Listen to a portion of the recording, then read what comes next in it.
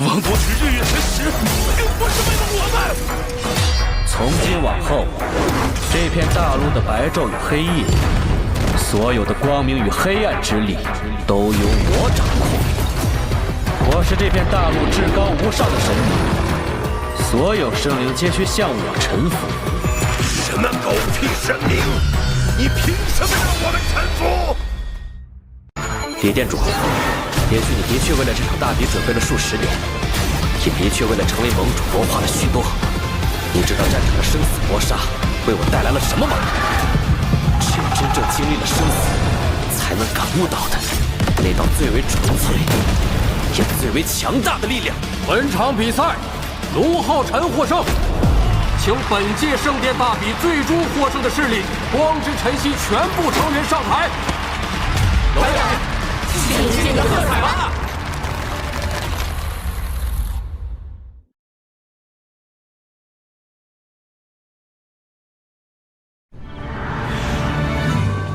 号外号外！青年英才龙浩辰圣殿大比夺得头筹，史上最年轻的盟主就要诞生了！来吧！还想给我一份？哎，你听说了吗？新联盟盟主才20多岁，这么年轻就能带领自己的猎魔团在圣殿大比上夺得头筹，真是年轻有为啊！仙儿，快过来！接任仪式马上就要开始了。哎，开始了，开始了！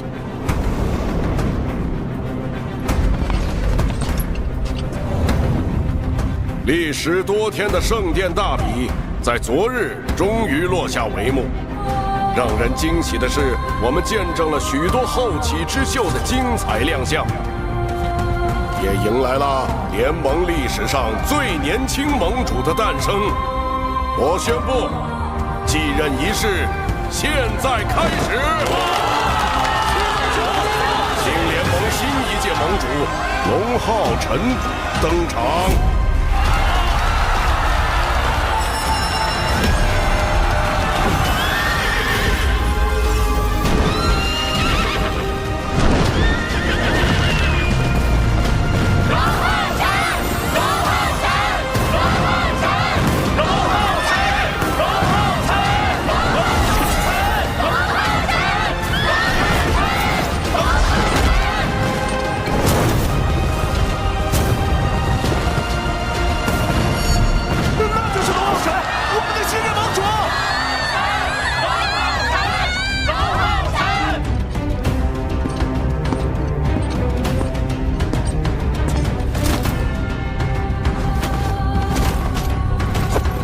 恭喜你，孩子，你走到了这一步，这是联盟的最高荣誉。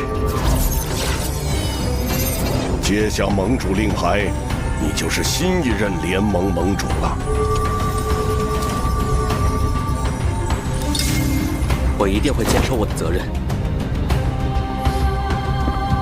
去接受属于你的欢呼吧，浩辰。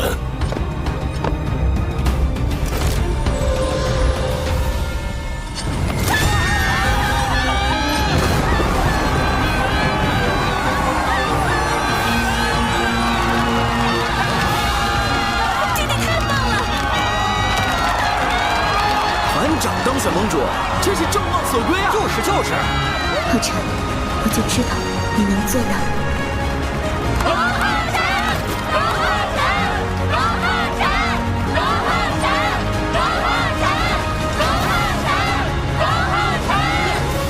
同胞们，我很荣幸，今天能站在这里接受这份特殊的荣誉。团长万岁！我在小镇出生，童年时光在母亲的陪伴中度过。她的身体不好，但是对我的关爱无微不至。那时的我尚且年幼，只有一个小小的心愿，就是成为一名骑士，守护我的家人。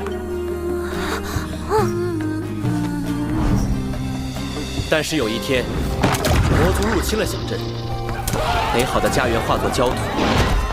那时我握着手里的剑，想要再快一点成长起来，去守护我的家乡。团长，加入猎魔团后，我第一次亲历前线的残酷。边关将士以血肉之躯筑墙，抵挡魔族攻击，只为守护身后的百姓。那时的我作为前线的一员，和众将士的心愿一样，是守住这座关隘。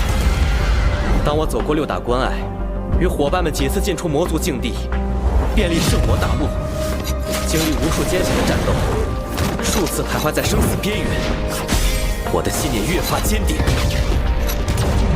没想到他们团队虽然年轻，却经历了这么多。我龙浩辰，作为一名骑士，作为联盟的新任盟主，我会守护我们的大陆，会守护这片大陆上的每一个人。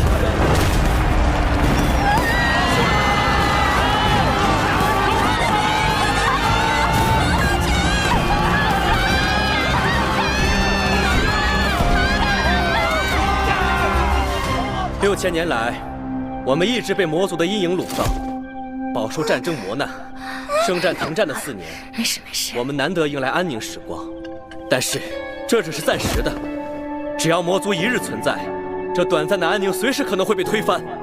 啊，那我们应该怎么办啊？难道我们要一直被魔族欺负吗？如果想长久拥抱和平与希望，不再陷入魔族侵略的苦难，一个人的力量不够，一个猎魔团的力量不够，一个殿的力量不够，我们必须集结全人类的力量。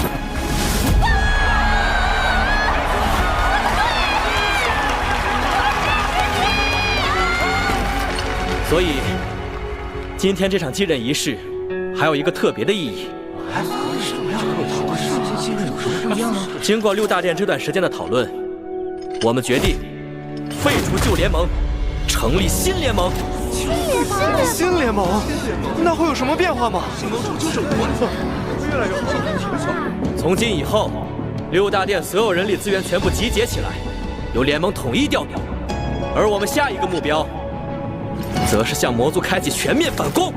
全面反攻，守护我们的家园。是啊，我们就应该联合起来，赶跑魔族！赶跑魔族！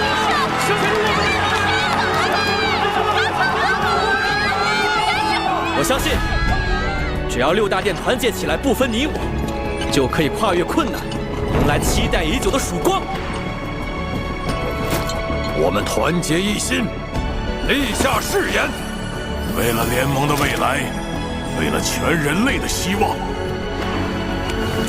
一无之血，一无之骨，一无之躯，一无之魄。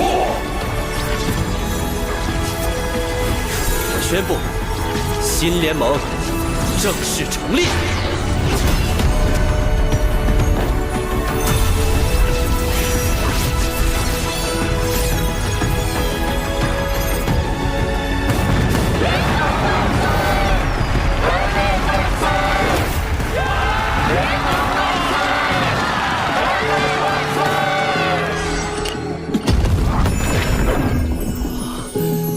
这就是盟主的光元素之力吗？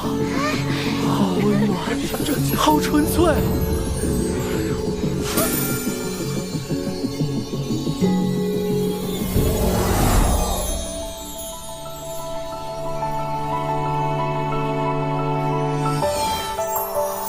你们真是我教过的最差的一届学生，但我希望你们能通过努力，成为最让我骄傲的一届学生。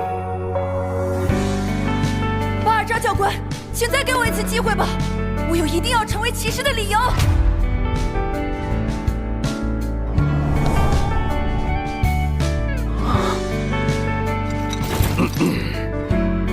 那你去和测试第1的人比一场，赢了的话，我就再给你一次机会。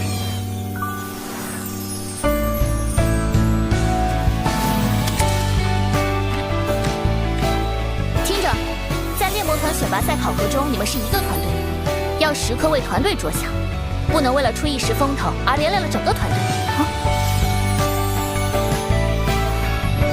龙兄弟都这么强了，作为兄弟，我也不能松懈，我也要努力修炼，追赶上他。将来再次和他站上同一片战场。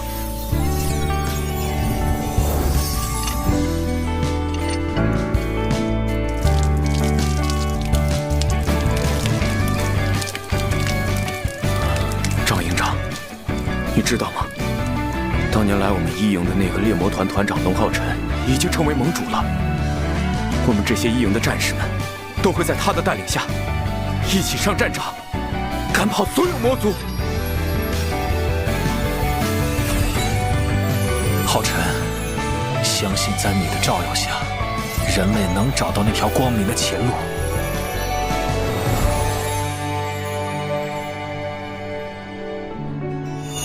既然决定先起反攻，我们第一步做什么？首先，我们需要调整6大关隘的军事制度。联盟将在6大殿抽调人才，在圣城集合，训练后重新编排，建立适应6大关不同情况的6大联盟军团后，前往各个关隘，由6大殿的原班高层进行统一指挥。这样一来，就能平衡各个殿之间的人才。对于一些防御较弱的关隘来说，确实是一件好事。如果只是重新编排联盟军团，可能还不足以对魔族造成毁灭性的打击。我们还需要更加强大的力量。是的，只是这样确实还不够。所以下一阶段，我和我的同伴将要前往玉龙关，开启剩余3座神印王座的挑战。同时开启3座神印王座的挑战，那不就是要6大王座同时现世？但如果未来6大王座真的能同时现世，那将会凝结成人类史上最强战力，也就是人类反攻的关键。是的，虽然圣战停战4年，但魔族企图消灭人类的计划从未停止。反攻是人类想要生存的必然选择，任何能增加成功几率的方案，都有必要去尝试。好，你们去吧。你们参加考核的时间里，我们也会思考出尽可能多的利于反攻的方案，同时推进并完善今天确定下来的这些联盟新制度。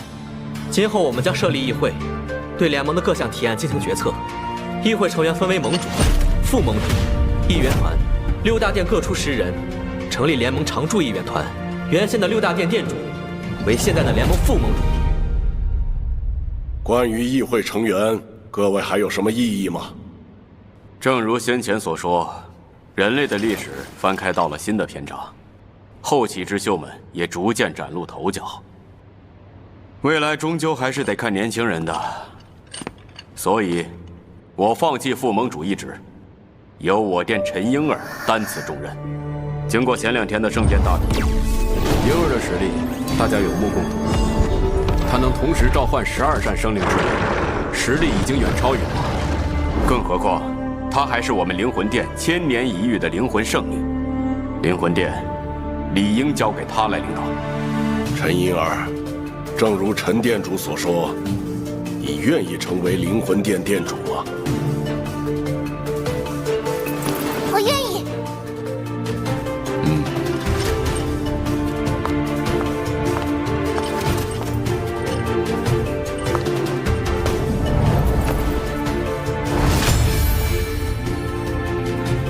既然陈殿主先开了这个头，那么我也卸任刺客殿殿主一职，让我殿圣彩儿担此重任。我们刺客殿早就有这打算了，只是一直没找到合适的时机宣布这事。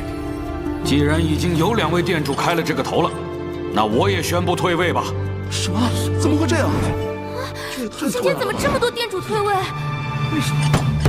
事关新联盟的未来，殿主职位的更替，还请三思。哎，这个事情我已经思考很久了。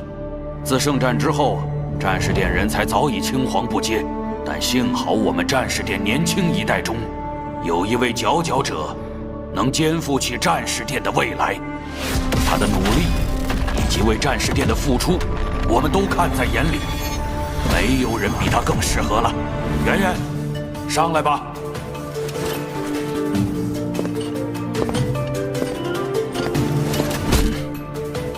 我定不会让战士殿失望的。那么，议会成员就按此安排确定下来。感谢各位前辈的付出，我们一定不辱使命，不负众望。现在是人类历史新的开始，联盟将会面临许多困难，但是我相信，只要大家齐心协力，联盟一定会有一个崭新的未来。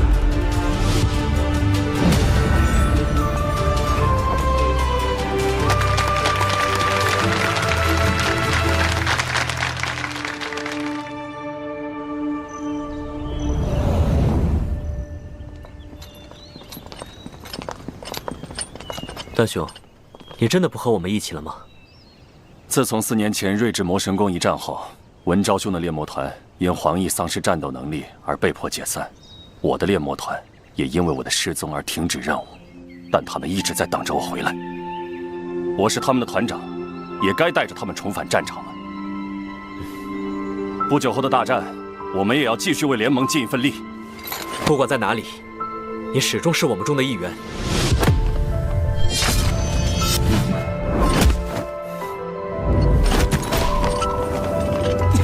好兄弟，一辈子！往后再率队深入魔族作战，一定要小心。你也是，不要过于自责。他们也希望你能有更好的未来。再见！走吧，我们去玉龙关，完成我们的目标。你的母亲近段时间身体很好，她一直在等你回家。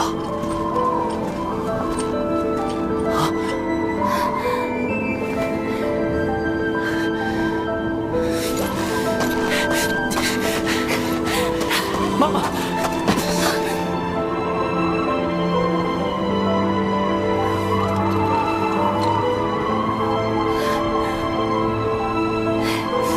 晨晨，这边来，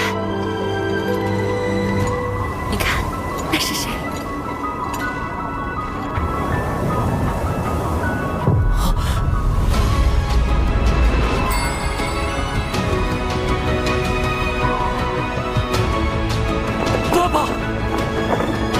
请联盟新一届盟主龙浩辰登场。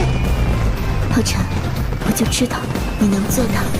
经过6大殿这段时间的讨论，我们决定废除旧联盟，成立新联盟。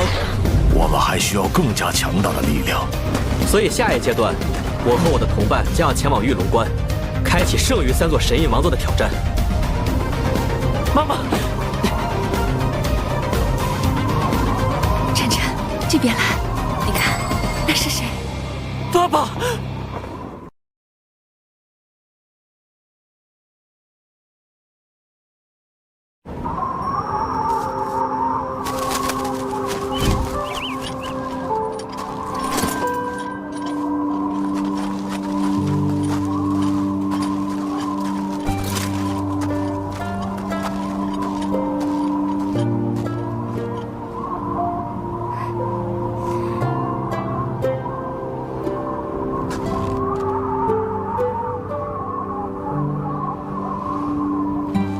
你就是彩儿，对吗？嗯。我可是听晨晨经常提起你呢，今日终于见到了，真好。伯母，我也很高兴见到您。乖孩子，你这一路也累了吧？我先带你去休息。晨晨和他爸爸很久没见了，让他们俩单独聊一下吧。晨晨、星宇，晚饭就交给你们了。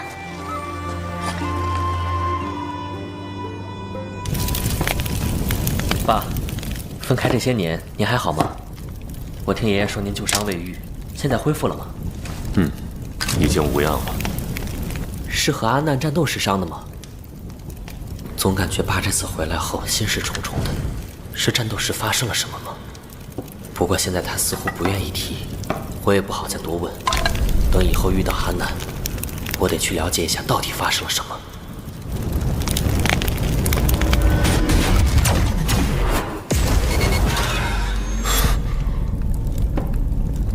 都过去了，以后我会留守玉龙关。那太好了，我也很久没见爸了，我们现在终于可以一家团聚了。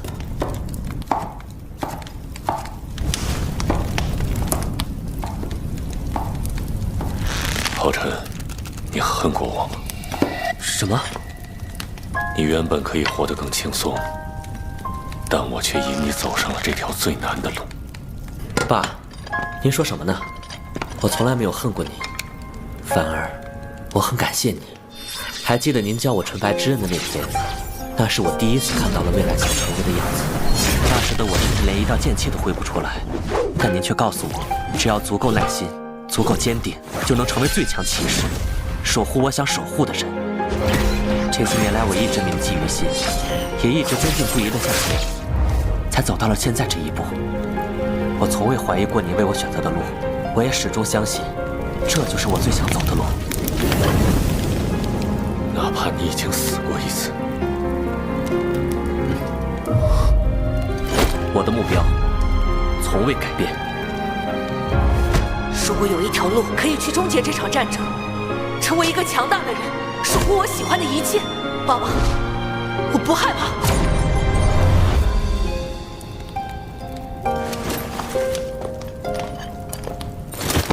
浩辰，你永远是我的骄傲。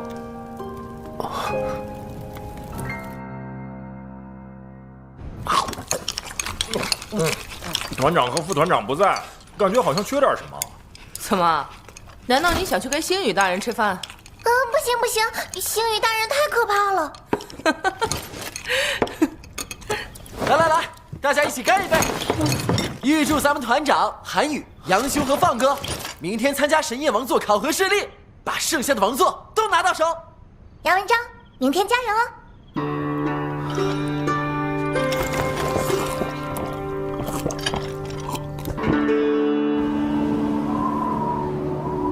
我们三人真的好久好久都没有像这样坐在一起吃饭了，而且今天还有彩儿在，真的太难得了。只可惜你爷爷还在圣城处理事务，不然我们就一家团圆了。哈，没关系，爷爷过几天就能回，到时候我们再吃团圆饭。你说的对，今天是庆祝彩儿来了。谢谢伯父伯母的款待。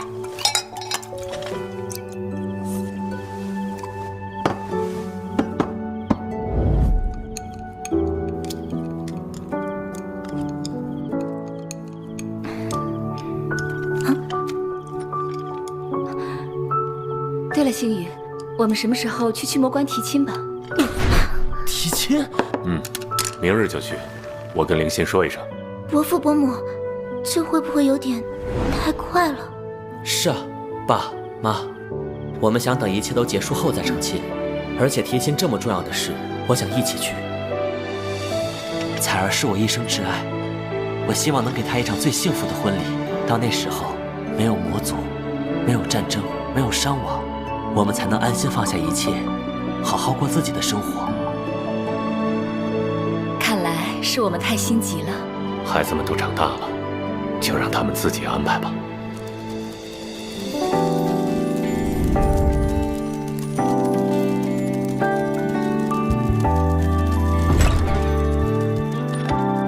彩儿，以后这就是我们的房间了。当年我们第一次到驱魔关的时候，你为我们制造了一个小家。这是我们的家了。那时我就答应你，以后一定会给你一个温暖的家。现在我们回家了，彩儿。浩辰，你在哪，哪里就是我们的家。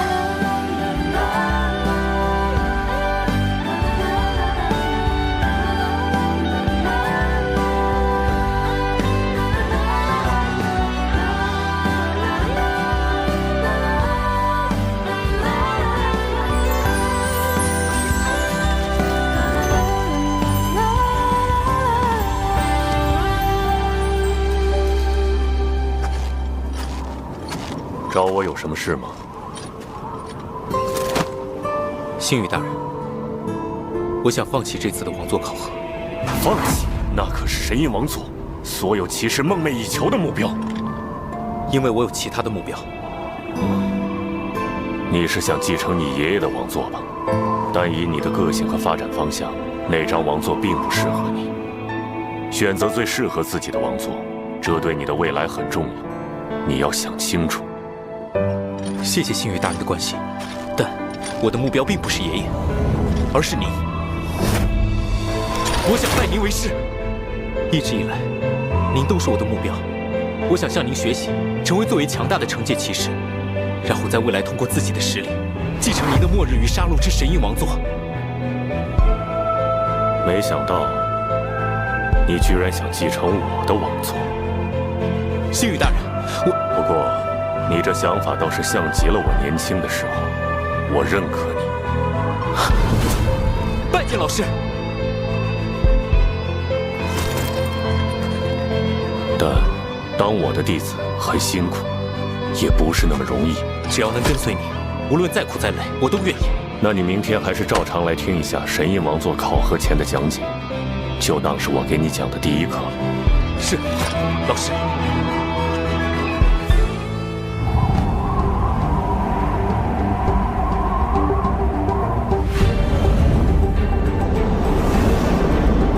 在你们进入神印王座考核之前，我会为你们介绍王座的信息。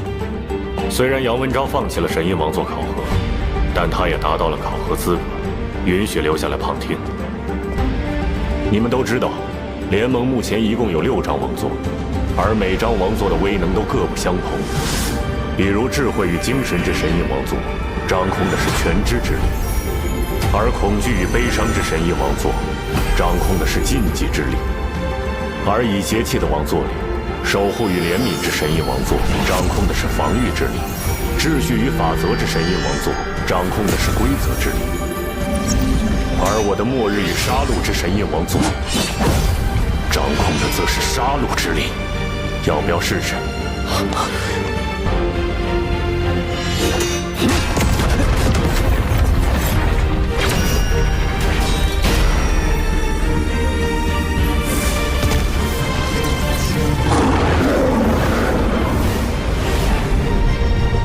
我们现在竟然在王座之上。接下来需要一人配合我的讲解，感受王座之力。你们谁来？要不让杨修试试吧？正好他未来的目标也是这张王座。那就你来吧。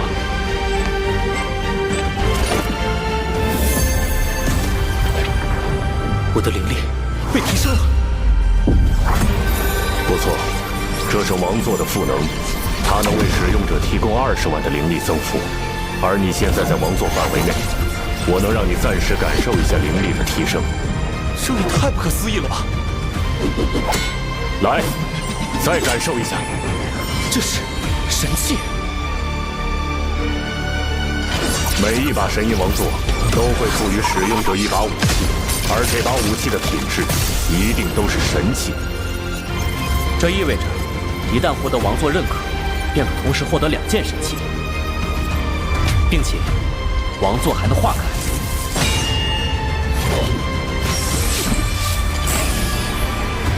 不错，每一张王座化开后，也会有不同的能力增幅。末日与杀戮之神印王座的化开，每分钟都会为我提供1成的攻击加成。2件神器，20万的灵力增幅，还有王座化开赋予的特殊能力，这就是神印王座吗？星宇大人，那永恒与创造之神印王座的威能是什么？没有人知道。什么？关于他的信息寥寥数之，但他的强大毋庸置疑。6000年前，72根魔神柱降临圣魔大陆，催生出72魔神，而他们带来的魔气，则感染周围所有生物，将他们变为了魔族，大肆屠杀人类。人类组成6大殿，试图与之抗衡，却也无法匹敌那一代的魔神皇与他率领的魔神们。很快，人类就被屠杀殆尽，眼看就要灭亡。就在这时，一张王座从天而降，它化作一道铠甲和一把神剑。那铠甲仿佛有生命般，竟自主手持神剑，朝魔族发起攻击。仅凭一剑，34位魔神直接死亡，魔神皇被重创，无数魔族被泯灭。也因为这一剑，整个魔族瞬间元气大伤，沉寂了1000年之久。在那一刻，所有人心里都想起了同样的声音，那便是永恒与创造之神印王座。可就在那一击后，王座能量耗尽，从空中坠落至此。陷入沉睡，只留下了5块与其一同落下的神石。5块神石？难道说剩下的5张王座是？不错，在之后的1000年里，骑士殿首任殿主萧霍以那5块神石为基石，仿造永恒与创造之神印王座，锻造出了其余5张王座。此后，6大神印王座便成为了人类的最强兵器，始终守护着人类。而永恒与创造之神印王座也一直沉睡至今，等待着被唤起。但可以肯定的是，一旦这张最强王座现世，就是我们将魔族彻底赶出圣魔大陆之时。当然，我也要提醒你们，数千年来无数人想挑战他，却无一人能成功与之共鸣，进入考核。浩辰，我知道你的目标是他，你也曾与他多次共鸣，但永恒与创造之神印王座的考核里究竟有什么，没有人知道。也许你会遇到恐怖的危机，也许你会面临艰难的选择，这是一场完全未知的冒险，而你只能独自面对。浩辰，我们所有人都期待你能获得他的认可，但你也要注意保护好自己。命不辱使命。接下来，去开启你们的考核吧。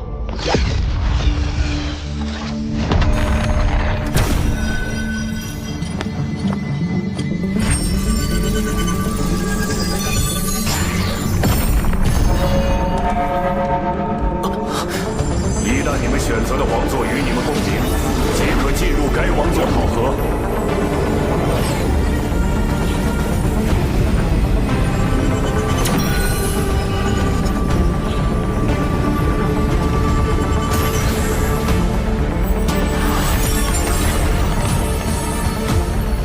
这就是神印王座考核地吗？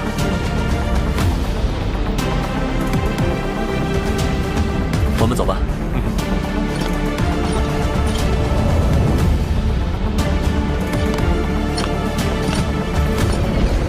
那上面就是我们要争取的神印王座了。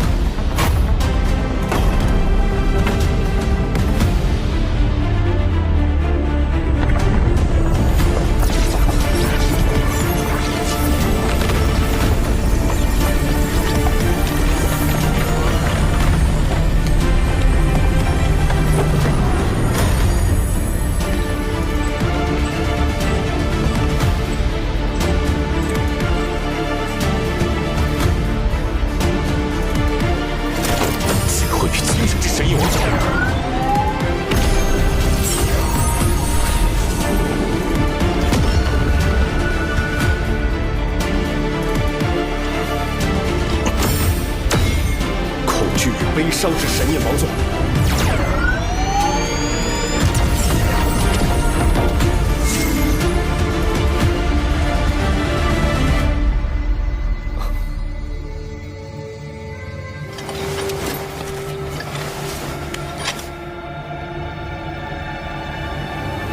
永恒与创造之神印王座。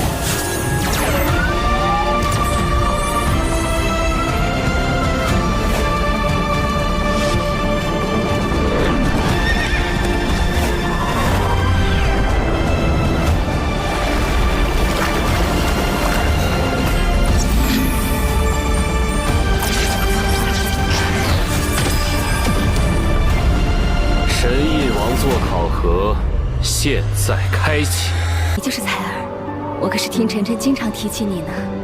我们回家了，采儿。我想向您学习，成为最为强大的惩戒骑士。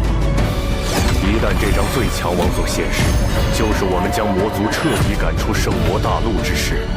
浩辰，我们所有人都期待你能获得他的认可，但你也要注意，保护好自己。神印王座考核现在开启。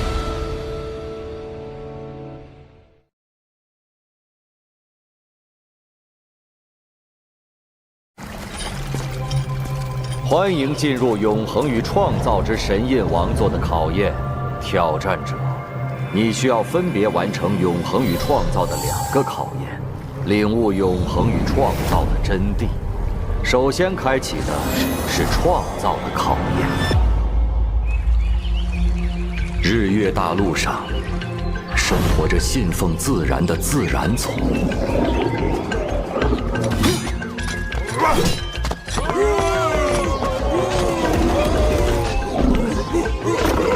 与信仰黑暗的暗夜精灵族。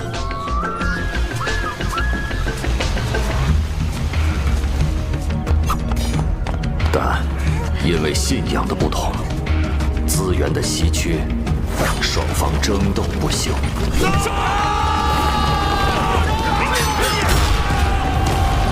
战争与死亡始终萦绕在这片大陆上。长久的争斗后，自然族势大。在自然之王伊斯顿王的率领下，要将黑暗及其信徒彻底驱逐出这片大陆。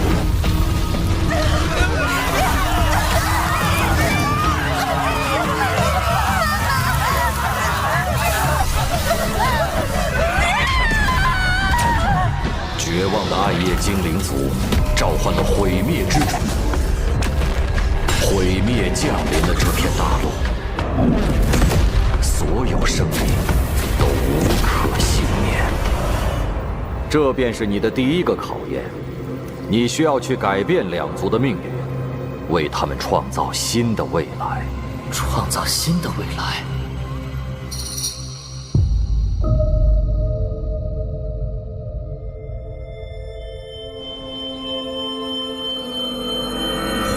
王，你醒了。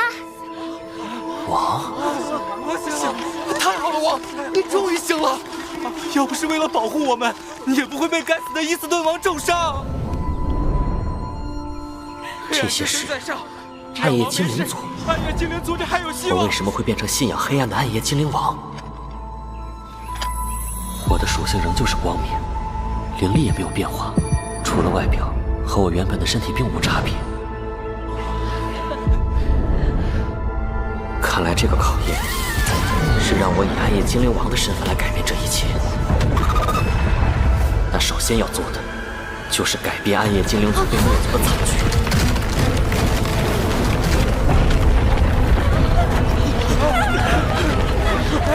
伊斯顿王和自然族终于要忍不住将我们赶尽杀绝了吗？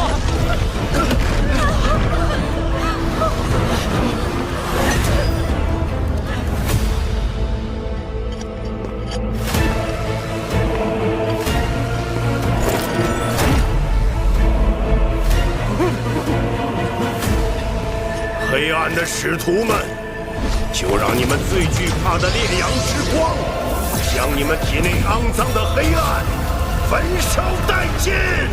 焚烧殆尽！焚烧殆尽！这股力量是9阶光系禁咒。该死的自然族！黑暗之神会诅咒你们，诅咒这个世界！黑暗有存！你们上来没好？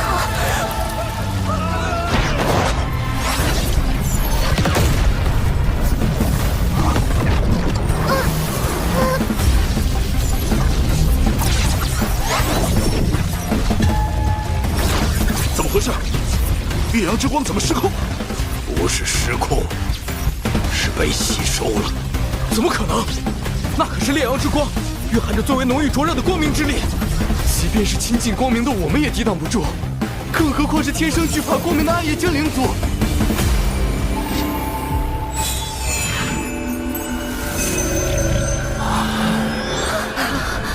放心吧，接下来交给我。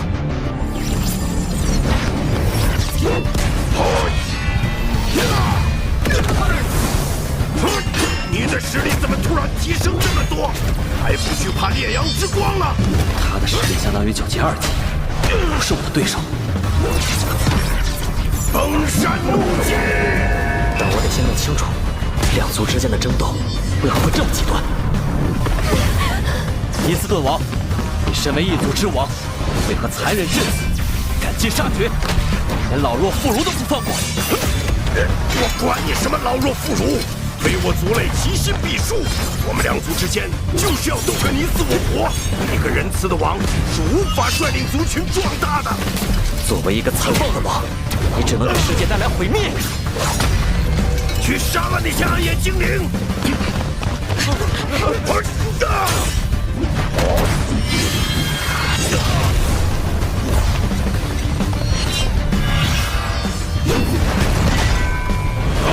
想去救他们，没门儿！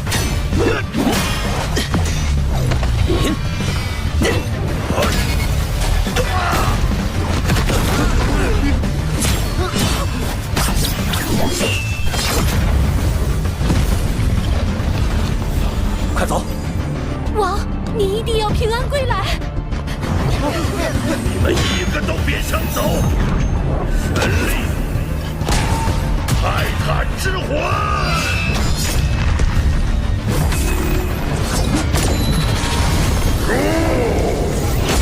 你救了他们一次，能救他们一辈子吗？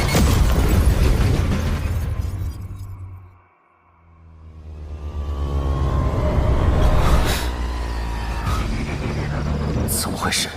我不是在和伊斯顿王战斗吗？怎么突然到了这里？你们先走，我来拖住他们。不要死，要走大家一起走。思思，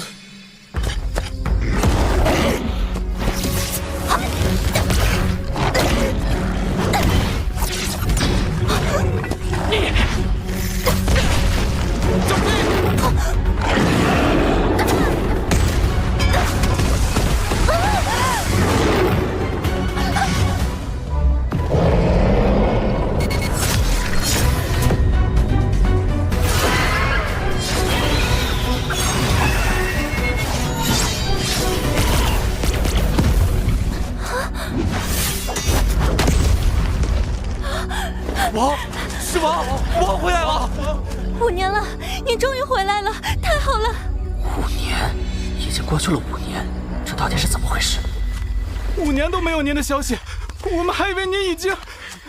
但如今您回来了，真是太好了！你们现在情况如何？为何会被自然之兽追赶？其他族人呢？没有其他族人了，就剩我们这些了。5年前，您以一己之力重创伊斯顿王与自然族，使我们也有了喘息之机。我们逃出来后，便选择了一块地方休养生息，壮大族群，等待着您回归。我们原本以为日子会一直这么过下去，但就在不久之前，有些该死的自然族还是发现了我们，他们攻入了我们的领地，破坏了我们好不容易再度建立的家园。大部分的同胞死在了那场战争中。走，思思，我妈妈！最后只剩我们逃了出来。但他们还不死心，派自然之兽追踪我们。要不是王您及时赶到，恐怕我们已经被灭族了。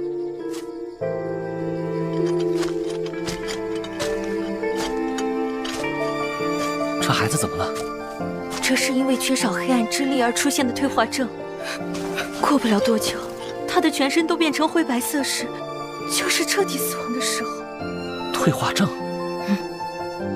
这片大陆上的黑暗之力已经非常稀薄了，自然之力势大，黑暗即将从这片大陆上消失，黑暗之神彻底抛弃了我们。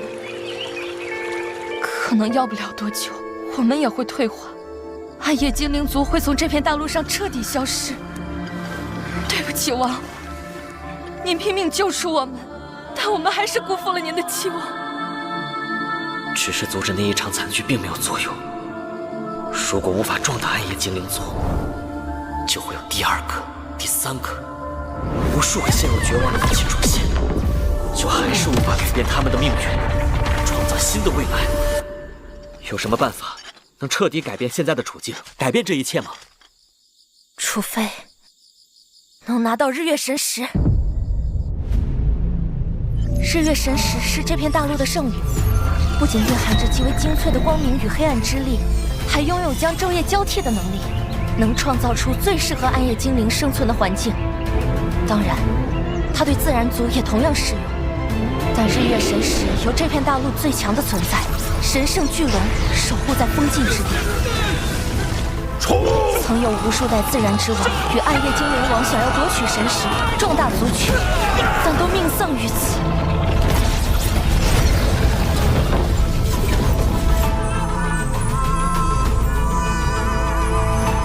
那就是日月神石，我恳请能借日月神石一用，救暗夜精灵族于危难之中。尔等卑贱之妻，没有资格染指圣物。仅仅一击就能破掉我的防御，他的实力远超许超9阶6级。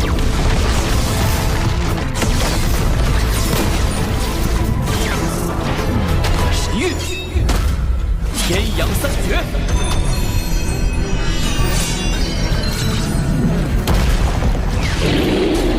赤阳残镜。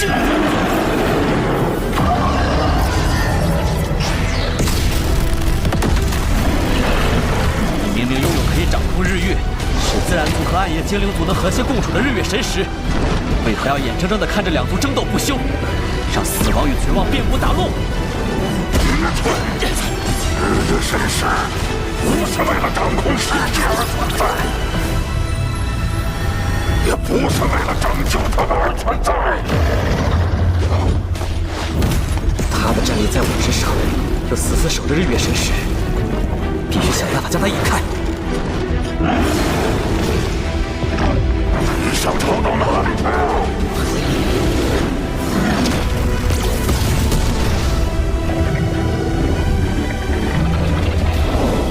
这个距离差不多了。日耀，光之息。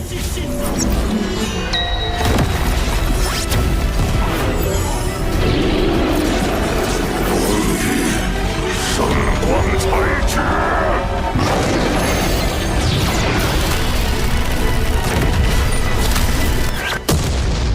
受死吧！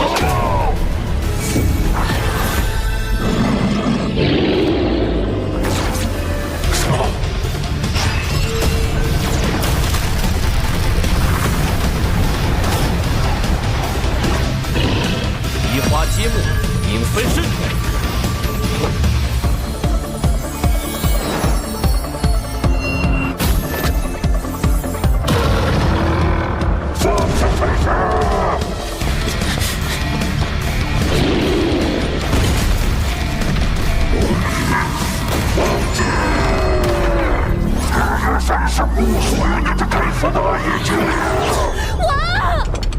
将神石交给他们，真的能创造新的未来吗？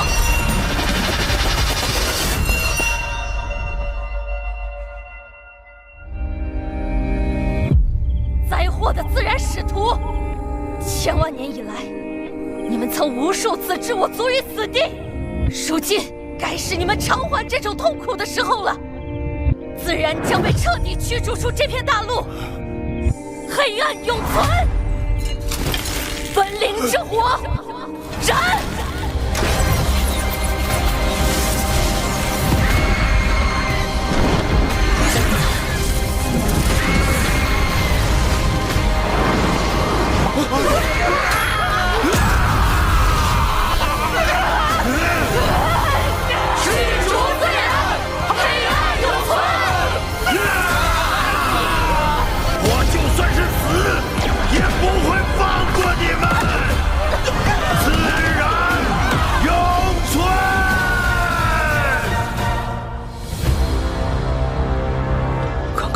提醒我，交出神石并不会改变这一切。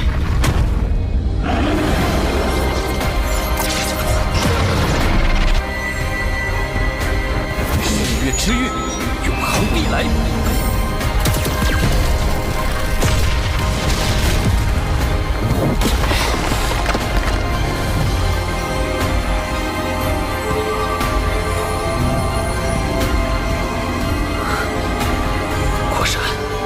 日月神石能提示未来，现在还能与日月神魔盾产生共鸣。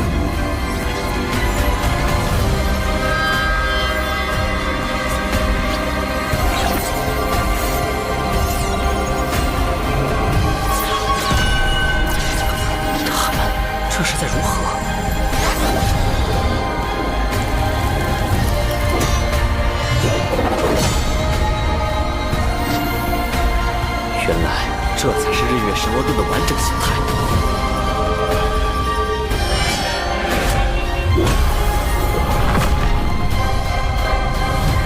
恭喜你，解开了考验的第一个秘密。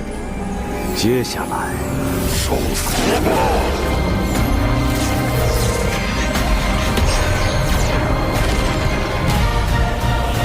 你将面临无尽的毁灭。